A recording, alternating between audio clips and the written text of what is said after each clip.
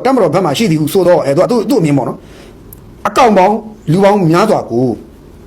အကောင့်ပေါင်း page ပေါင်းများစွာ1000ကျော်ပေါ့ဗျာ1400ကျော်ဒီ9လအတွင်းမှာ page ပေါင်းအကောင့်ပေါင်း1400ကျော် Facebook ကဖယ်ရှားပလိုက်တယ်တမတော်ဘက်ကထောက်ခံတယ်လို့ယူဆရတဲ့အကောင့်ပေါင်း page ပေါင်းများစွာကျော်မျိုးမပေါက်ပွဲတွေက9လအတွင်းမှာ Facebook ကဖယ်ရှားပလိုက်တယ်အဲ့ဒါ Justice for Myanmar ရဲ့ထုတ်ပြန်ချက်အရာသူတို့လိန်ကျင်တိုင်းလိန်လို့မရတော့ဘူးရှင်းပြရင်တော့ social media ပေါ်မှာဒီကောင်တွေအကောင့်ပြီးတော့ဒီဘက်ကတံပြန်ပြီးတော့အမှန်တရားတွေကိုပြန်ရှင်းပြလို့မရတော့ Facebook မှာသူတို့ကအင်နဲ့အားနဲ့ယူထားတဲ့ခါကျတော့ဒီ Facebook ဝါသတင်းတွေကလူလူကြားမှာရောက်နေတဲ့ခါကျတော့လူလူကရောက်လာတယ်လော်ဘီကြော်မျိုးမင်းတို့ဝါဒဖြန့်လို့မရတော့ Facebook ကနေသူတို့ page တွေကျန်းဖတ်မရောက်နိုင်စစ်တပ်က page တွေအကုန်ဖြတ်ချပလိုက်ဘယ်လောက်ကြီးဆိုးလဲဆိုရင်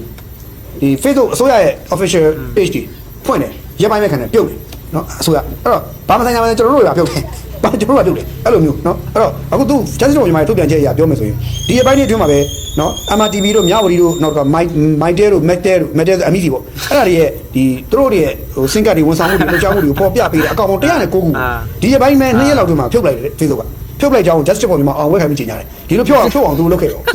Justice for Myanmar သူတို့လုပ်ခဲ့တယ်ဆိုတွေးကြော်ကျွန်တော်အဲ့ဒါကြည့်ပြီးတော့အေး Justice for Myanmar ကိုကျွန်တော်လေဒီဘဝတွေမို့နောက်10ဘဝဒီဘဝမကြည့်ဘူးJustice for Myanmar ဖွဲ့မြန်မာပြည်ကအစိုးရတွေအနောင်များပြန်ပြီးအဲ့ဖွဲ့တွေကပါဝင်တဲ့အပုဂ္ဂိုလ်တွေကို Justice for Myanmar လို့လုပ်ဖူးတဲ့မြန်မာပြည်ကလူတွေပြန်လာခေါ်ခဲ့အဲ့အစိုးရကထိုင်ပြီးတော့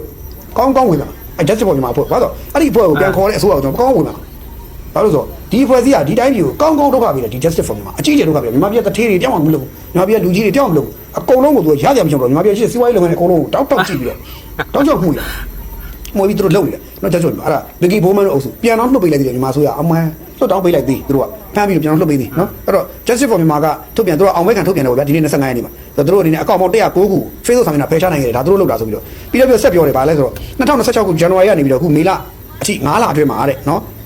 Mytel အပါဝင်လူမှုကွန်ရက်စာမျက်နှာတွေ group တွေ profile account တွေဆက်တယ်လို့ယူဆတဲ့အကောင့်ပေါင်းစာမျက်နှာပေါင်း1400နီးပါးပေါ့နီးပါးကို Facebook စာမျက်နှာသူတို့ဖယ်ရှားနိုင်ခဲ့ပါပြီသူတို့ကြီးည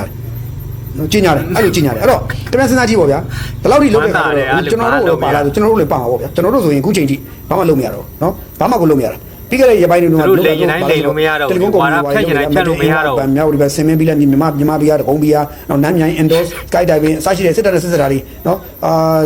ဟိုဗာလဲကျွန်တော်တို့တခြားဟာတွေပေါ့ကျွန်တော် news service station ဆိုတဲ့ Facebook page တောင်ပါသွားသည်အဲ့ဒါနော်အဲ့တော့ပြီးလည်းပြီးတော့မြန်မာ international TV MITV တို့ဂျရနာဘုံတို့ MRN News တို့ Facebook စာမျက်နှာတွေအကုန်ဖယ်ပိုက်ပြန်ကြိုက်ဝင်ချင်တာဟာတွေအကုန်ကိုင်တာကိုင်ပြတာကိုင်ပြတော့အဲ့လိုမျိုးဘုံတရား1400လောက်ချထလိုက်တယ်ဆို9လောက်တည်းမှာအဲ့တော့သူတို့ဖွဲ့တွေကအင်နဲ့အားနဲ့အုံနဲ့ချင်းနေတင်တာပေါ့နော်ဆိုတော့ကျွန်တော်တို့အနေနဲ့ကြတော့ဘာလို့ဘာမှလုပ်လို့မရတော့ဘူးကျွန်တော်ဆိုရင်ကျွန်တော် personal account ခွေးနာမည်နဲ့တောင်းကွာကျွန်တော်ခု Facebook account တက်တော့ကျွန်တော်ဒီနေ့ကျွန်တော်မှန်းသိတယ်နေတစ်ပတ်လောက်ဆိုပြုတ်ပြီဘာလို့ဆိုသူတို့ one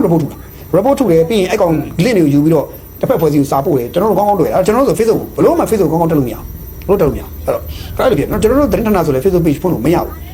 မရဘာလို့မရလဲတို့ဘယ်လောက်ထိအညိုးကြီးလဲမင်း npnewsmm.com ဆိုတဲ့ website ကသတင်းတစ်ပုဒ်ကိုခင်ဗျအဲ့ link အတိုင်းယူပြီးတော့ခင်ဗျ Facebook မှာတင်ကြည့်ခင်ဗျ Facebook ပါတချင်းအဲ့သတင်းကိုတင်တဲ့အတွက်ခင်ဗျ Facebook က warning လာပြီးပေးလိအဲ့ link ကလည်းကြမသွားဘူး post တက်မသွားဘူး community နဲ့ညှိပါလေလို့အဲ့လောက်ထိကျွန်တော်တို့ဆော်ထားတာကျွန်တော်ဆိုဒါမီဒီယာလည်းမင်းတို့မီဒီယာအရာကျွန်တော်တင်းတက်ခါတာပေါ့နော်တားတော့မင်းအောင်လိုက်ဘောမမီဒီယာတွေလေ social media မှာတက်ပြီးတော့ဘာမှကိုပြောရမှမရှိအောင်ဒီခါလေးကျွန်တော်ပတ်သက်ကိုပိတ်လိုက်တယ်ပြောရင်တော့သူတို့ပြောတော့လွတ်လပ်ခွင့်လို့ပါလို့ဘယ် Facebook မှာကျွန်တော်လက်ခွင့်မရဘူး Facebook မှာကျွန်တော်လက်ခွင့်မရဘူး YouTube မှာကျွန်တော်လက်ခွင့်မရဘူးကျွန်တော်ဗီဒီယိုတွေဘာတွေခင်ဗျားတို့ YouTube မှာတွေ့နေရဆိုကျွန်တော်ဟာမဟုတ်ဘူးအတမရရောက်တင်လို့လိုက်ကျွန်တော်တင်လို့မရဘူးလွတ်လပ်ခွင့်မရဘူး Facebook မှာလည်းကျွန်တော် post တင်လို့မရဘူးစာရေးလို့မရဘူးတင်လိုက်ကျွန်တော်မှသိပြုတ်အဲ့တော့မီဒီယာလွတ်လပ်ခွင့်ဆိုကျွန်တော်မှဘာမှမရှိဘူးဟိုအပေါ်မှာမရ Facebook မှာ social media လွတ်လပ်ခွင့်ဘာမှမရဘူးကျွန်တော်အဲ့ဒါမျိုးသူတို့ကပြောလိုက်ပြီးမြန်မာပြည်မှာမီဒီယာလွတ်လပ်ခွင့်ကအစိုးဆုံးချိန်ရောက်နေပါလေသူတို့ရေးချင်တာရေးပြောချင်တာပြောနေတာကိုကျွန်တော် okay တယ်ကျွန်တော်ဒီဘက်ကပြန်ပြီးကောင်တာပြန်ရေးဆိုတော့ကျွန်တော်တို့ပိတ်လိုက်တယ်ဘာသာကိုတစ်ဖက်တည်းဒီသူတို့ဘက်ကလွတ်ထားတယ်သူတို့ဘက်ကပြောချင်တာပြောတယ်ကျွန်တော်တို့ကျတော့ဒီလိုလာပိတ်ထားတယ်တွားပြီပေါ့ဗျာကျွန်တော်အဲ့တော့အဲ့လိုဖြစ်နေအဲ့တော့ဒါကိုအစိုးရကောင်တာပြန်နိုင်သလားမေးကျွန်တော်ညီမဆိုမပြန်နိုင်ဘူးအစိုးရတော့မပြန်နိုင်မှာတော့ကျွန်တော်ကြော်မျိုးမင်းကြော်လို့ဘယ်လိုပြန်နိုင်ကြောက်တယ်ဒါတော့အကြံဖတ်မင်းအောင်လိုက်စစ်တပ်ဘက်က lobby တွေကိုဒီ Justice for Myanmar ကနေပြီးတော့မှဒီအကြမ်းဖက်မင်းအောင်လိုင်းနဲ့ပတ်သက်တဲ့เนาะ page တွေ account တွေသူတို့ရဲ့အကုန်လုံးကိုဗျာဒီလောက်ချပလိုက်တာအဲ Facebook ကနေတော့ပိတ်ချပလိုက်တယ် account 1500ကျော်သွားလိုက်ပြီเนาะအဲ့ဒီအတွက်ကြော်မျိုးမင်းပောက်ကွဲနေတာပေါ့ဗျာအကြမ်းဖက်မင်းအောင်လိုင်းစစ်တပ်ကမြေပြင်မှာရုံမာရက်ဆက်လူတွေပြည်သူတွေကိုမီးရှို့ရွာတွေမီးရှို့เนาะမဒင်းချင်းတပ်ဖြတ်နေတဲ့ဟာတွေကိုကြတော့အမှန်မှမချပြရဲတာเนาะမြေပြင်မှာဖြစ်နေတဲ့ဟာအမှန်မချပြရဲတော့ခါရတော့လိန်နေတဲ့ဟာကြီးကမင်းအောင်လိုင်းlegitimacy ရဖို့အတွက်လိန်ပေးနေတဲ့ကောင်တွေလေ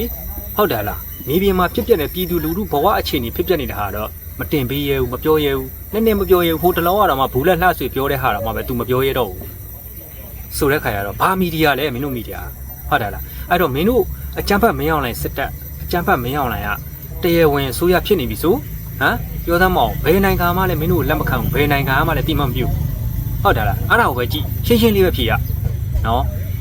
โอเคအဲ့တော့ဒီနေ့ဗီဒီယိုဒီလောက်ပါပဲကျွန်တော်ရဲ့ညီကိုနမကြီးလည်းဒီဗီဒီယိုလေးကိုများများလေး share ပေးပါနော် share ပေးကြပါဦးလည်း like and follow လေးလုပ်ပေးပါဦးအားလုံးကျေးဇူးတင်ပါတယ်အားလုံး view ဆိုင်ကြပါ